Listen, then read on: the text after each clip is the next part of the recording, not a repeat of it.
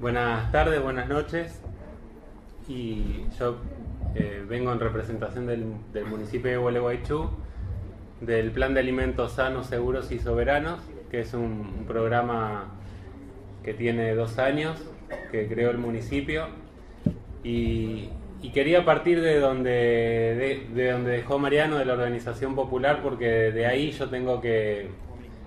hacer la introducción contando, digamos, y poniendo como antecedente el tema de las pasteras, de Botnia, la lucha ambiental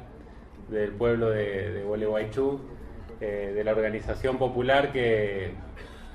fue todo un proceso de lucha y de formación de ese pueblo, por el cual hoy está mucho más formado, más capacitado, más consciente de muchas situaciones y problemas ambientales, tanto su pueblo como las organizaciones, y de ahí un poco deriva la conciencia y la convicción política de la gestión municipal que este año volvió a ganar las elecciones con más del 60%,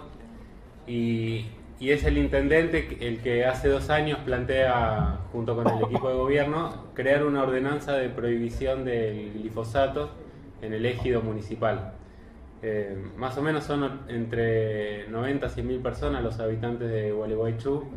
30.000 hectáreas es el ejido municipal, es bastante chico, digamos, en relación, en términos productivos no es mucha tierra. Pero bueno, después está el departamento de Gualeguaychú, que por la constitución provincial el municipio tiene incidencia sobre el ejido, no sobre el departamento. Entonces, después de la prohibición del glifosato, viene una ordenanza de regulación del resto de los productos de los agrotóxicos, porque tampoco era la solución, digamos, la prohibición del glifosato. Había muchos otros productos que se siguen usando, y no es de un día para el otro que uno puede limitar y decir, bueno, esto no se hace más, incluso porque los stocks de productos, digamos, que tenés que hacer algo con eso, sacártelo de encima. Entonces siempre tiene que estar regulado y siempre tiene que estar planificado todos los procesos que se van avanzando. Un poco la idea del PAS es cómo vincular, digamos, aspectos productivos, que muchas veces hablamos de cuestiones ambientales o cuestiones productivas, de los agroquímicos, el impacto en el agua, en el aire, el tema productivo, de qué cantidad de productores hay, qué producen, en qué superficies, y después está el tema alimenticio, digamos, qué es lo que comemos, si elegimos lo que comemos, y después el tema de la salud también, otro gran tema y del cual lo productivo termina impactando en la salud de la población. Entonces un poco el desafío sobre todo porque muchos de estos grandes temas siempre se hablan en esferas nacionales cuando hay gobiernos que acompañan estos procesos, y que por suerte vamos a volver a tener, o digamos, como fue en estos 4 años, cómo promovieron o cómo intentaron tapar con las buenas prácticas agrícolas toda la situación que están viviendo los territorios, sobre todo más fumigados de la pampa húmeda. Entonces, en este sentido, por ahí un poco lo que voy a hacer es contar algunas experiencias o distintas formas de encarar desde la política pública municipal, porque bueno, muchas veces, como decía antes, depositamos en que los ministerios nacionales o el gobierno nacional defina muchos aspectos que después nos determinan en la vida cotidiana, y sin embargo en la esfera municipal, que es una de las primeras trincheras que tiene el Estado,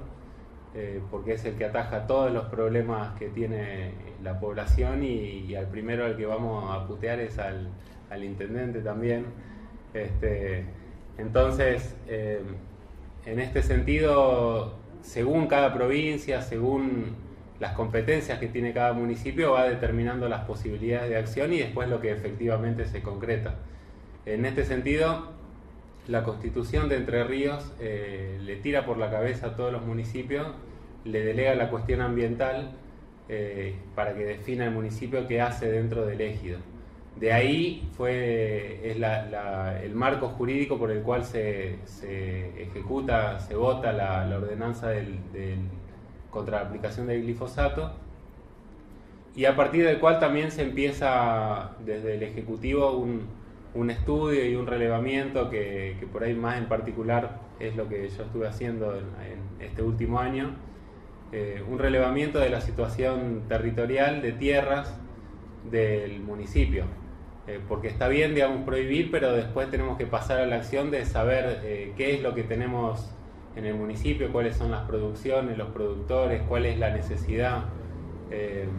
Y bueno, como pasa en la mayoría del país, nos encontramos que la tierra está en muy pocas manos, que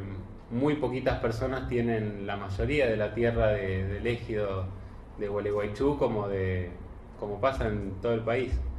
que la tierra es de pocos. Y en función de esto,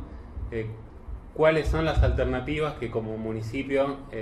fuimos desarrollando para encarar una política productiva, pero que esté orientada a la producción y al consumo de alimentos? En este sentido, y parecido a la experiencia de Areco,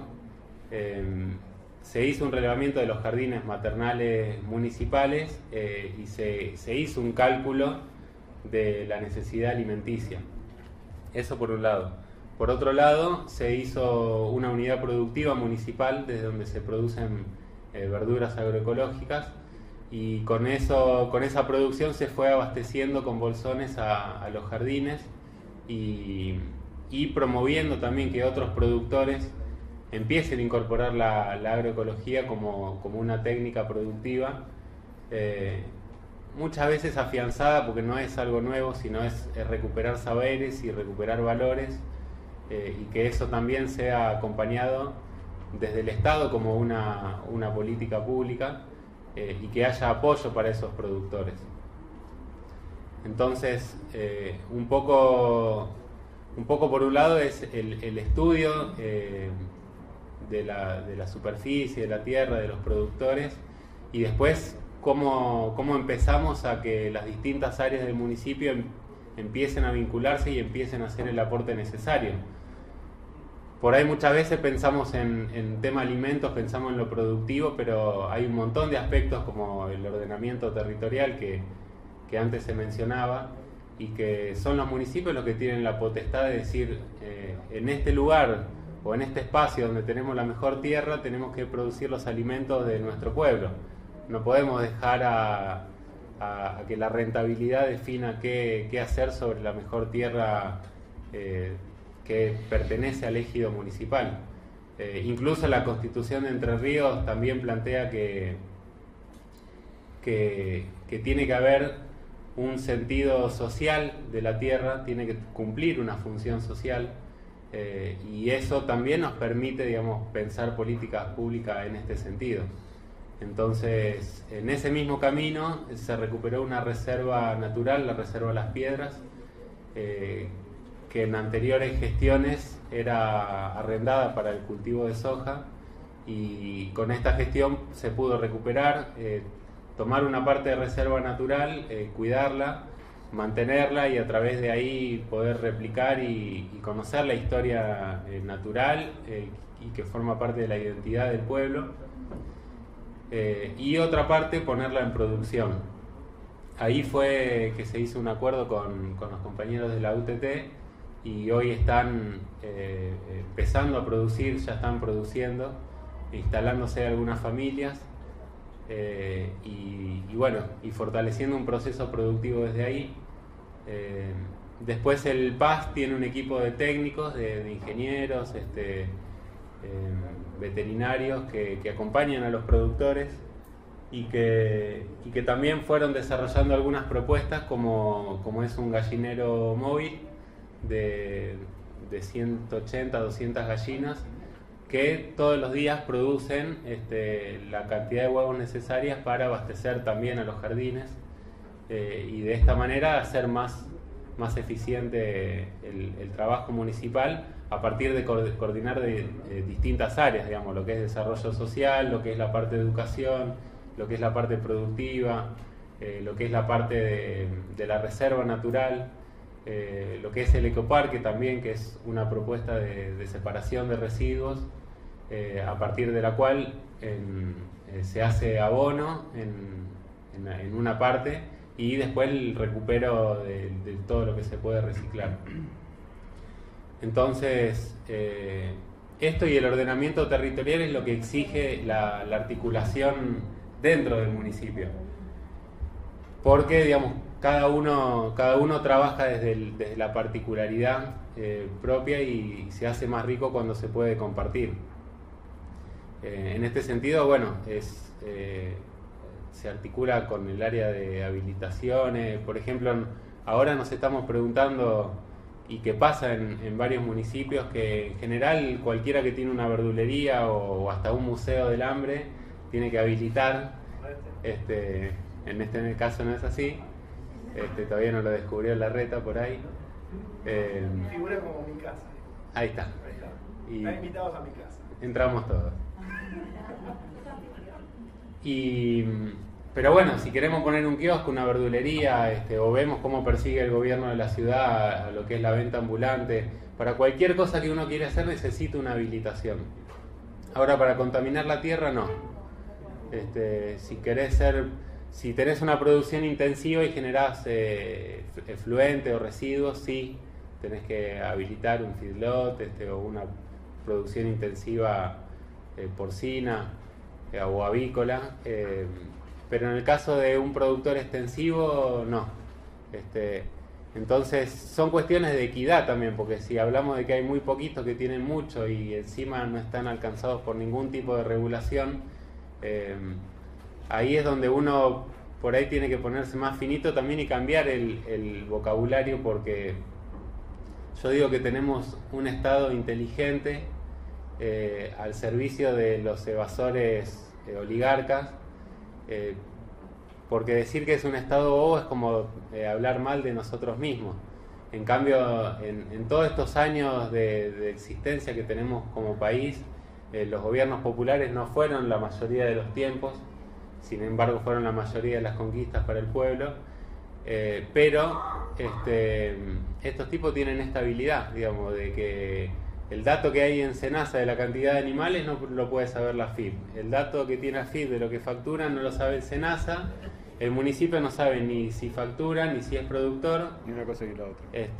Claro. Entonces, y además, ni hablar si es una sociedad comercial con domicilio en otro lado, ya eso completa, o varias sociedades, completa el enigma. Entonces, digamos, creo que viene una época ahora de trabajar mucho y de poner mucha energía y articulación entre las distintas esferas de gobierno, y poder plantearnos los problemas que creemos que son más importantes para nuestras sociedades. Entonces, en ese sentido, es súper interesante la posibilidad, digamos, de poder intercambiar algunas experiencias. Por ahí desde acá de la capital nos queda muy lejos del gobierno municipal, porque lo tenemos muy alejado también de nuestra cotidianeidad, pero en los pueblos, en las ciudades más chicas, es muy claro el potencial que tiene, siempre que haya recursos, obviamente, porque no es lo mismo pueblos que tienen menor movimiento económico o mucho más empleo público, que no tienen recursos por ahí propios para encarar políticas de transformación. En ese sentido es importante el acompañamiento de un gobierno nacional, pero no menos importante es poder trabajar las competencias y los recursos que tenemos dentro de los municipios para poder interactuar y llevar adelante todo lo que es políticas, digamos, que en definitiva son productivas, son de salud, tienen que ver con el consumo de alimentos y con el bienestar. Y bueno, y como decía Mariano, digamos, no es imposible hacer todo esto sin la organización popular y sin la presión y la conciencia del pueblo, para que todo esto se pueda ir concretando también.